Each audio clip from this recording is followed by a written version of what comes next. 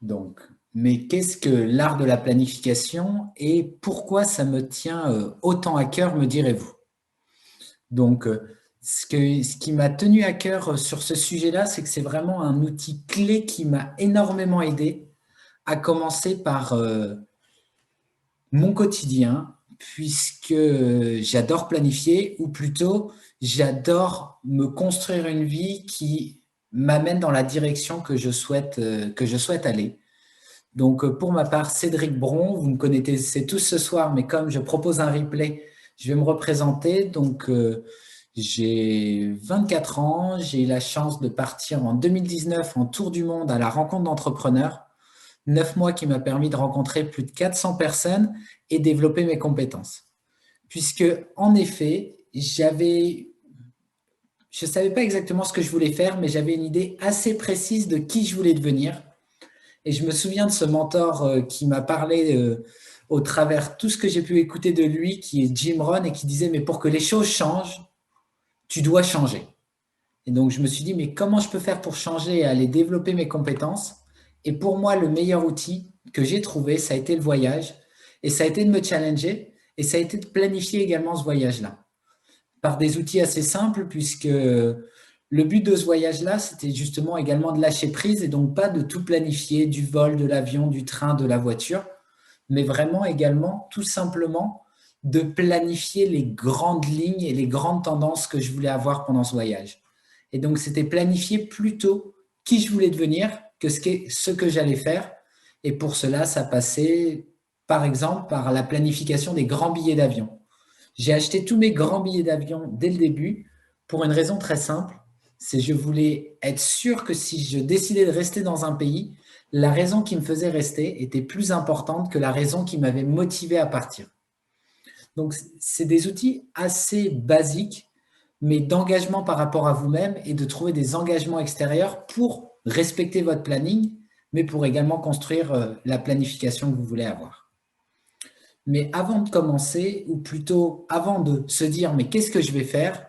Il y a la grande question, mais qu'est-ce que vous voulez vivre dans votre vie? Qu'est-ce que l'on veut vivre dans notre vie? Puisque avant de remplir nos journées, il faudrait savoir déjà qu'est-ce qui nous habite et qu'est-ce qui nous motive pour remplir ces journées-là. Et donc, je vous pose la question, mais que voulez-vous vivre dans votre vie?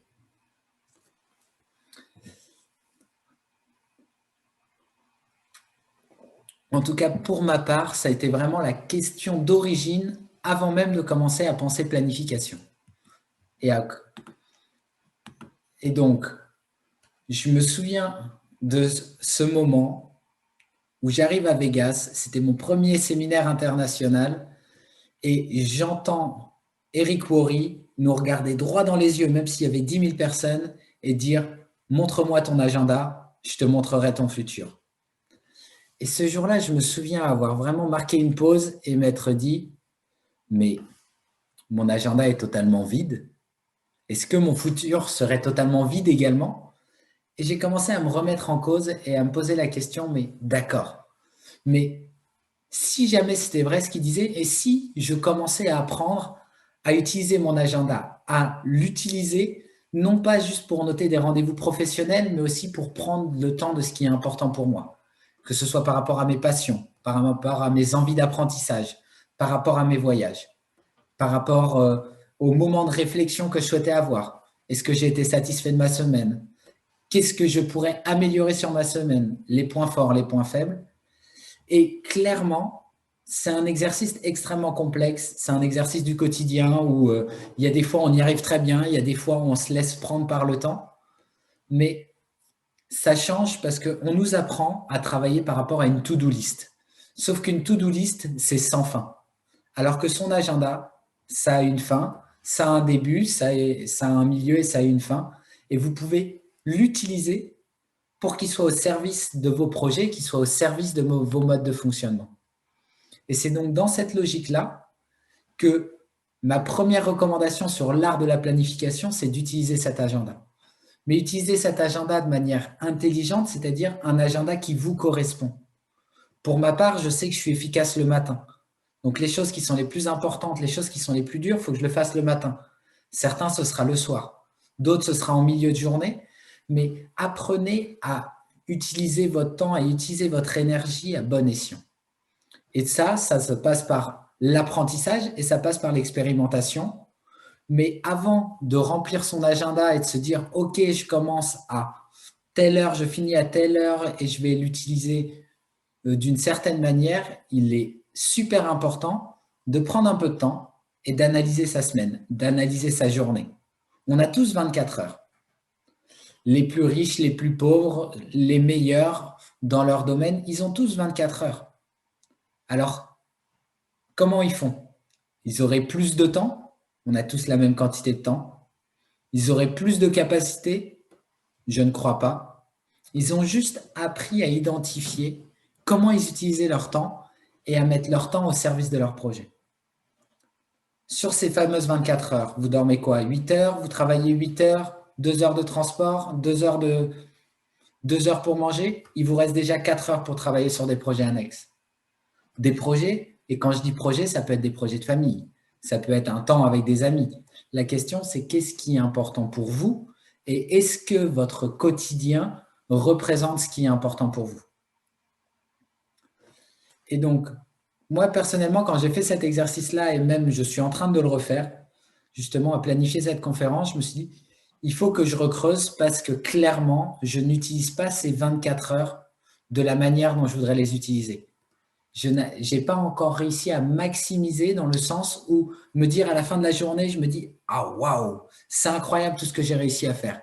Certains jours, on y arrive bien. Certains jours, je suis là en mode « Ouais, c'était une journée de folie, il y a tout ça qui s'est passé ». Et d'autres, un peu moins. Mais c'est ça qui est beau puisque c'est une amélioration continue sur laquelle on peut avancer et sur laquelle on peut identifier. En tout cas, et donc, dans cette logique-là, vous allez vous dire, mais il va un peu dans tous les sens, mais c'est vraiment dans cette logique-là que, avant même de se dire, mais qu'est-ce que je planifie? Eh bien, il faut identifier ses priorités.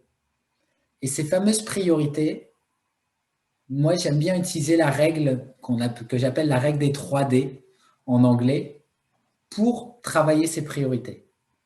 Et donc, à partir de votre to-do list, à partir de votre agenda actuel, à partir de tout ce que vous faites aujourd'hui, eh bien, commencez par se dire, mais qu'est-ce que je peux supprimer?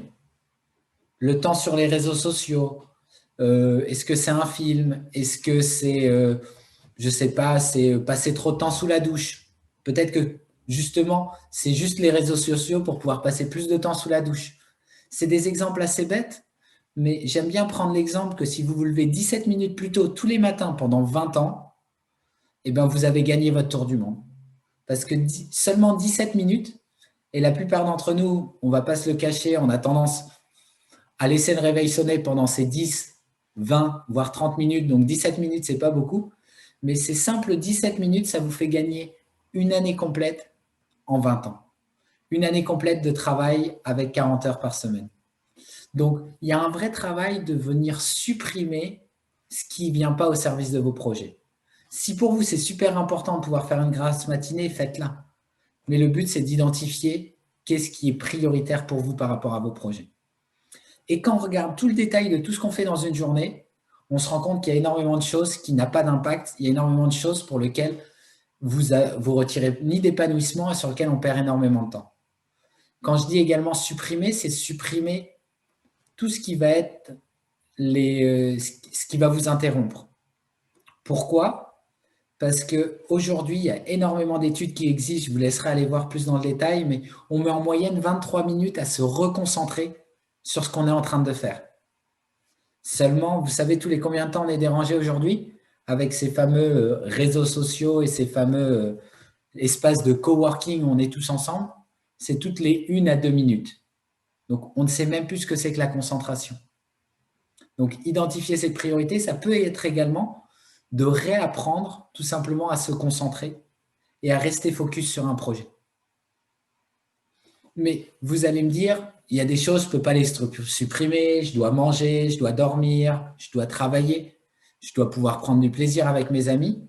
Mais il y a également toutes ces choses sur lesquelles il n'y a pas de plus-value, sur lesquelles vous pouvez déléguer. Peut-être que ça commence par le ménage. Peut-être que ça commence par tout simplement le traitement de vos mails, mettre en place un outil de manière à que toutes vos newsletters partent d'un côté ou que ce soit tous les outils qui vous permettent de gagner du temps et protéger votre temps. Et à terme, bien sûr, pouvoir déléguer. Est-ce que c'est déléguer au travers tout ce qui peut être ménage? Est-ce que c'est déléguer au travers trouver une assistante? Est-ce que c'est déléguer au travail toutes les tâches sur lesquelles vous n'avez pas de plus-value? Parce qu'il y a une chose qui est incroyable. On se dit, mais je ne peux pas déléguer ça parce que j'aime pas ça. Mais il y a une telle diversité sur la planète qu'il y a des personnes qui adorent les chiffres. Il y a des comptables qui sont incroyables, qui vont adorer jouer avec un tableau Excel, alors que clairement, d'autres pour qui c'est juste imbuvable et ça va être une torture de le faire. Trouvez des personnes qui adorent cuisiner et qui peut-être pourront vous faire des petits plats incroyables, mais qui va vous permettre de libérer du temps. Oui, ça a un certain coût, mais votre temps a un coût également. Donc, dans cette logique-là, c'est vraiment important d'identifier ça.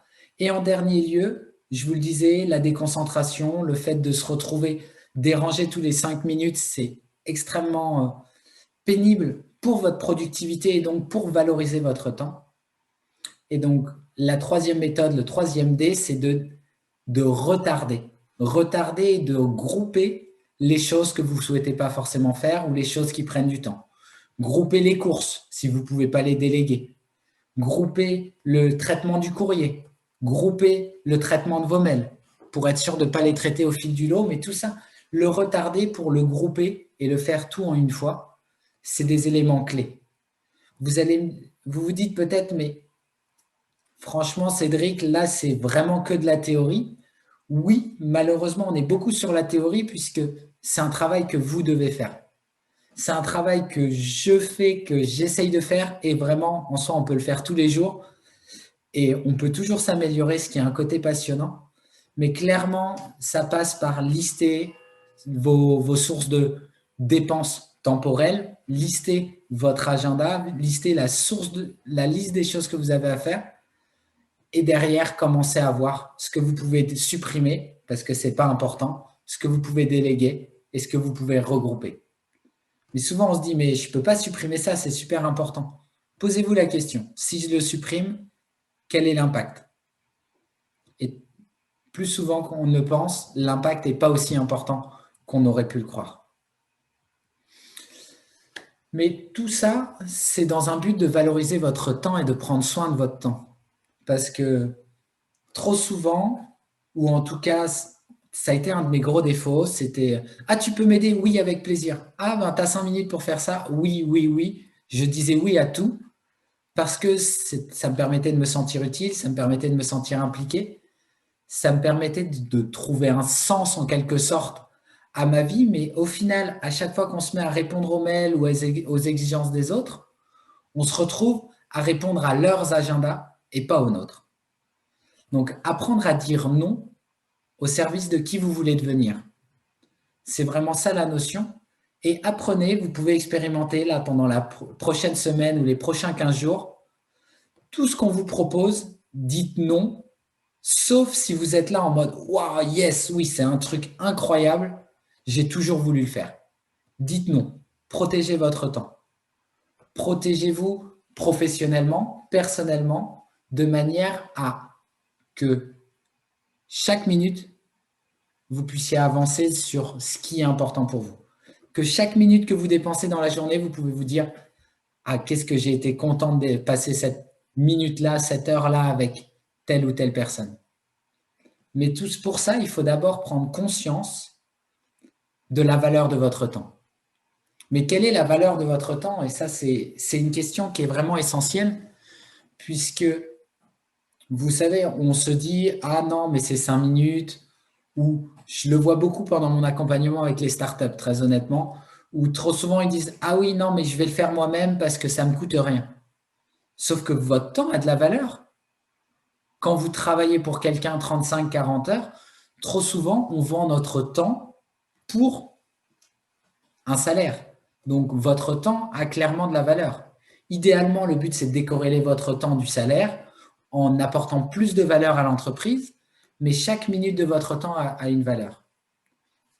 L'exemple assez simple, c'est pour gagner 50 000 euros par an, on travaille 40 heures par semaine pendant 50 semaines, ça fait que l'on gagne théoriquement 25 euros de l'heure. Mais donc, ça veut dire que votre temps théorique, si vous voulez gagner 50 000, c'est 25 euros. Si vous voulez gagner beaucoup plus, vous faites les calculs, c'est à vous de voir.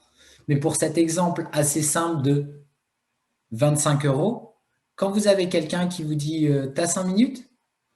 Eh bien, 5 minutes, vous pouvez lui répondre ben, « t'as 2,50 €, c'est la contre-valeur de votre temps. Mais si vous voulez gagner 100 000 euros par an, c'est 50 euros de l'heure. Et dans ce cas-là, la contre-valeur, quelqu'un qui vous dit « t'as une demi-heure », répondez-lui « t'as 25 euros » parce que c'est la vraie valeur de votre temps. Cette logique-là, le but, ce n'est pas de le dire en permanence, en mode vous venez de passer 1 heure au téléphone avec votre mère et vous lui dites « bon, je t'enverrai la facture, ça coûtera 50 euros ». Encore que vous pouvez le faire, mais je ne suis pas sûr qu'elle apprécie. Mais ce que je veux dire par là, c'est que déjà prendre conscience que votre temps a de la valeur, c'est un point essentiel dans la planification. Puisque tant que vous n'avez pas pris cette conscience-là, ça ne sert à rien de venir supprimer, retarder, déléguer, puisque vous n'aurez pas eu l'élément clé qui est vous libérer du temps. Puisque c'est ça l'art de la planification, c'est vous libérer du temps au service de vos projets, au service de l'impact que vous voulez avoir dans votre quotidien et sur la société. Parce que oui, trop souvent on dit « non mais c'est gratuit ». Mais si c'est gratuit, c'est toi le produit. L'exemple, vraiment l'exemple qui est très marquant, c'est les réseaux sociaux. C'est les médias. Comment ils sont rémunérés? Ils sont rémunérés pour capter votre attention. Parce qu'à chaque fois qu'ils captent votre attention, ensuite ils peuvent vendre cette attention à quelqu'un d'autre. C'est un outil incroyable, hein. Utilisez-le. Pour la plupart d'entre vous, voire la totalité, vous êtes ici ce soir grâce aux réseaux sociaux et je peux que remercier les réseaux sociaux pour ça. Mais attention à vous, attention, puisque tout ce qui vous capte du temps, eh ben, au final, c'est un coût énorme. Le temps que l'on passe aujourd'hui sur les réseaux sociaux à l'échelle planétaire, je pense que clairement, ça rembourserait la dette mondiale en 30 secondes. Bien sûr, c'est une exagération, mais clairement, ce temps-là est utilisé de manière passive. Ce temps-là fait qu'on a une dette envers nous-mêmes puisque c'est du temps qu'on ne valorise pas et qui ne vient pas servir nos projets. On pourrait rentrer dans le détail de comment ils utilisent nos schémas mentaux, même nos schémas hormonaux pour rendre addicts. Mais donc, tout ça, c'est des exemples qui font que par rapport à l'art de planification, on pourra en reparler dans les questions, par rapport à tout ce que vous pouvez faire, il est super important de mettre en place des systèmes. Vous savez, le charpentier qui commence à couper, qui doit couper un premier bâton, il va mesurer et le premier bout de bois et le second bout de bois, il va utiliser le gabarit du premier pour couper à la même hauteur. Et bien, dans votre vie et par rapport à l'art de la planification, par rapport à votre agenda, il faut également que vous utilisiez des gabarits, des process qui font que vous n'allez pas sortir, vous n'allez pas pouvoir vous échapper, entre guillemets, de votre agenda et vous n'allez pas pouvoir tomber dans le fil continu d'Instagram ou TikTok ou bien sur LinkedIn pour ma part, ou bien vous dire « Ah non, mais j'avais dit que je me couchais tôt » et vous vous retrouvez, il est minuit parce que vous vous dites « Non, mais j'allais pas me coucher à 21 h comme les poules ». Tout ça, vous pouvez mettre en place des outils et on pourra donner des exemples pendant les questions-réponses. J'aime bien rappeler les 6 règles pour gérer son temps. Parce que même si beaucoup d'entre vous les connaissent, on en a entendu parler, mais trop souvent on ne se projette pas à se dire « Mais est-ce que je l'utilise ? Est-ce que je fais le nécessaire pour aller au-delà de ces fameuses règles du temps ?» Parce qu'il y a une vraie différence entre « je sais ça » et « je fais ça ». Et on est dans une société qui valorise la connaissance. Et cette valorisation de la connaissance fait que trop souvent on dit « mais c'est bon, je sais déjà ». Sauf que le savoir n'est pas suffisant et c'est d'agir sur ces connaissances. Dans cette logique-là, les 6 règles du temps sont particulièrement intéressantes. Et la première que tout le monde connaît, c'est la loi de Murphy, où on dit que toute tâche prend plus de temps qu'on l'avait prévu. Mais ça, c'est trop souvent parce qu'on ne se connaît pas assez ou parce qu'on l'a mal planifié. D'où l'importance de travailler sur son agenda. Parce que si vous travaillez sur une to-do, et je me souviens avoir rencontré au Cambodge quelqu'un qui m'avait vraiment marqué sur le sujet et qui m'avait expliqué comment il structurait son agenda. Mais le jour où il a commencé à structurer son agenda avec des blocs impossibles à bouger, c'est le moment où il est devenu beaucoup plus productif. Parce qu'à force de se connaître, eh ben, il arrivait à fixer le bon bloc. Parce que la loi de Murphy, elle existe que quand vous ne vous connaissez pas assez ou quand vous faites quelque chose de nouveau. Avec l'expérience, vous savez si cette tâche-là doit vous prendre 1 heure, une demi-heure ou 1 heure et demie. Et ensuite, vous pouvez travailler sur cette tâche-là et la planifier de la bonne manière. Le danger, c'est de mettre beaucoup trop de tâches dans la journée parce que vous n'avez pas fait la première étape, vous vous souvenez, identifier ses priorités. Et donc, résultat des courses, vous prenez du retard et on arrive vendredi soir et on se dit, merde, j'ai fait le programme que de lundi et mardi.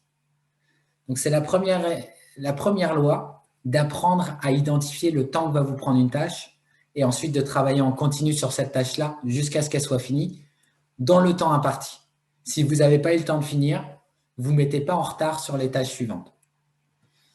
La deuxième loi que j'adore, c'est la loi de Pareto, que tout le monde connaît. 80% des résultats sont le produit de 20% du travail effectué, mais elle est applicable partout. 20% de vos habits sont mis 80% du temps. 20% des produits que vous mangez sont ceux que vous mangez 80% du temps. Ça s'applique partout. Donc, le temps sur lequel vous passez le plus de temps chez vous, ben, c'est dans votre lit. Donc, pourquoi pas avoir un bon lit plutôt que d'avoir une bonne télé. Ce serait beaucoup plus productif si on regarde le temps passé. Et en fait, cette règle-là, j'aime bien la pousser encore plus loin et d'aller la disséquer encore plus loin. Parce que si vous faites 80% de 80% et que vous allez creuser et que vous faites la loi de Pareto, de la loi de Pareto, de la loi de Pareto, on se rend compte que 4% de vos efforts provoquent 64% des résultats. Ça veut dire que si vous arrivez à identifier là où vous êtes le meilleur, là où vous avez le plus d'impact, que ce soit professionnellement ou personnellement, vraiment les moments, les plus beaux moments que vous avez vécus, vous identifiez que c'est des moments en famille où il y avait telles conditions, vous allez pouvoir les reproduire. Mais tout ça, c'est dans l'identification de comment vous utilisez votre temps et d'où proviennent les résultats de vos efforts. Est-ce que c'est un client en particulier qui fournit le plus gros de vos résultats? Est-ce que c'est un lieu dans votre famille qui produit le plus de beaux moments et le meilleur souvenir que vous pouvez avoir? Et ça, c'est vraiment un outil qui également est extrêmement puissant, mais extrêmement puissant, encore une fois, si vous avez bien fait le travail du début.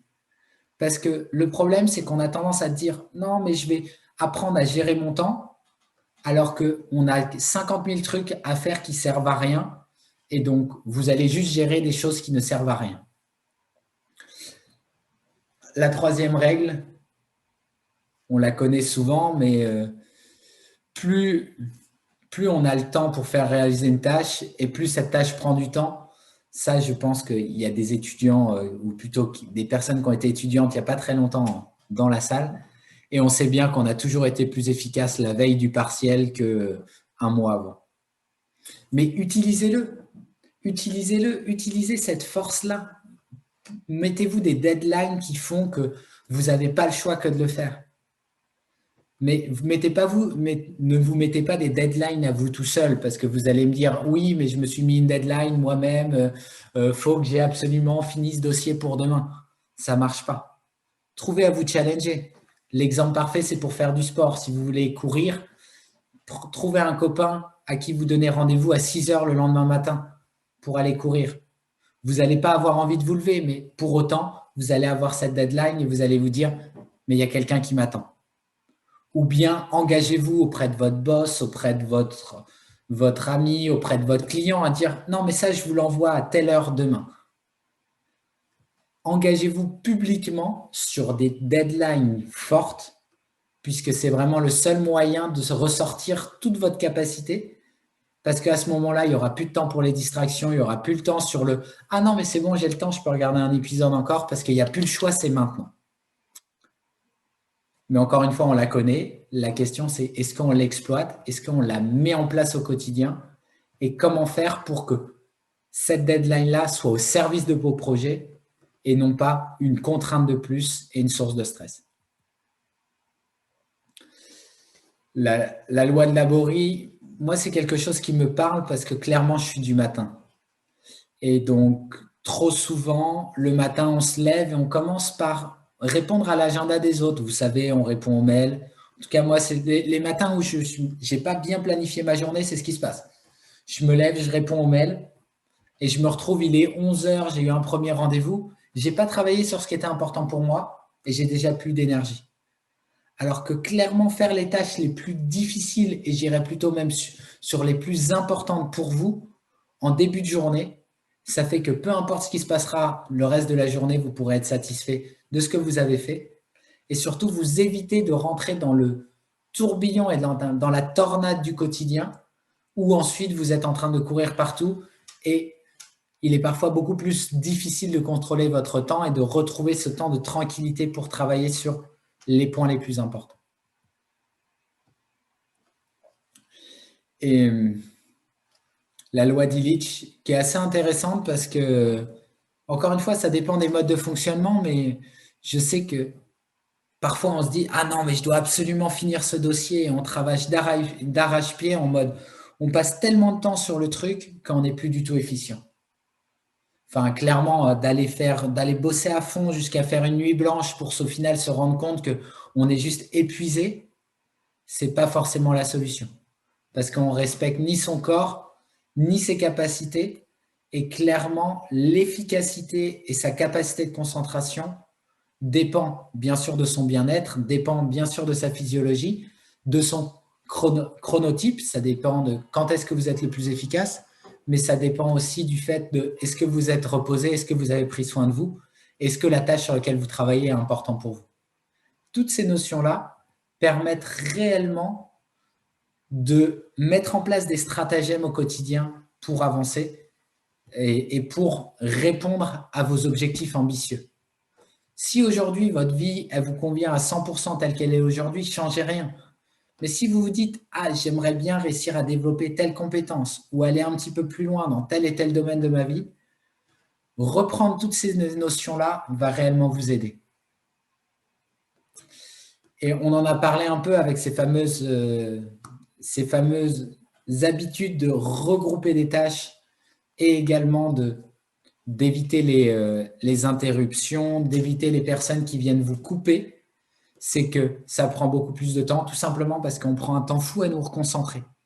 Souvenez-vous de ce moment où vous étiez en mode machine, en mode focus, et vous vous êtes dit « Mais incroyable, il n'y a qu'une demi-heure qui s'est passée, mais j'ai réussi à faire tout ça. » Pourquoi? C'est parce que vous avez réveillé la capacité à être focus. On donne souvent l'exemple de la loupe qui, mise au soleil, permet de créer un feu, mais vraiment, c'est le permettre d'être 100% concentré dans une direction. Vous n'avez pas idée de l'impact que ça peut avoir. Et quand je dis vous n'avez pas idée, parce que trop souvent, on l'a perdu. Parce qu'à l'école, on apprend à jouer sur son téléphone en même temps qu'on écoute le prof. Ou on apprend à écouter que d'une oreille parce qu'on part du principe que ce n'était pas intéressant. Donc, on a perdu cette capacité à se concentrer. Parce qu'on vit dans un monde d'hyperstimulation et d'interruption en permanence. C'est pour ça que se lever tôt, mettre en place ces stratagèmes peut être vraiment un outil très intéressant pour mieux planifier. Mais dans cette planification, j'ai envie de dire dans quel but? Et moi, c'est un exercice que j'ai bien aimé faire et que j'ai trouvé extrêmement puissant pour ma vie. C'est de me dire, mais quels ont été les plus beaux jours de ma vie? Qu'est-ce qui a fait que ce jour-là a été juste incroyable? Est-ce que c'était des gens avec qui j'étais? Est-ce que c'était une émotion? Est-ce que c'était un alignement avec moi-même?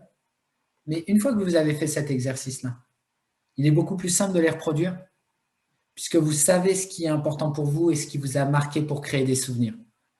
Puisque l'art de la planification et les petits outils que je vous ai proposés aujourd'hui, en soi, qu'une fois, c'est qu'un outil, mais un outil au service de quoi? Au service, non pas de se créer des billets, mais de se créer des souvenirs et de se créer des moments inoubliables. Alors, je vous remercie pour votre attention et je reste disponible si vous avez des questions. Je vais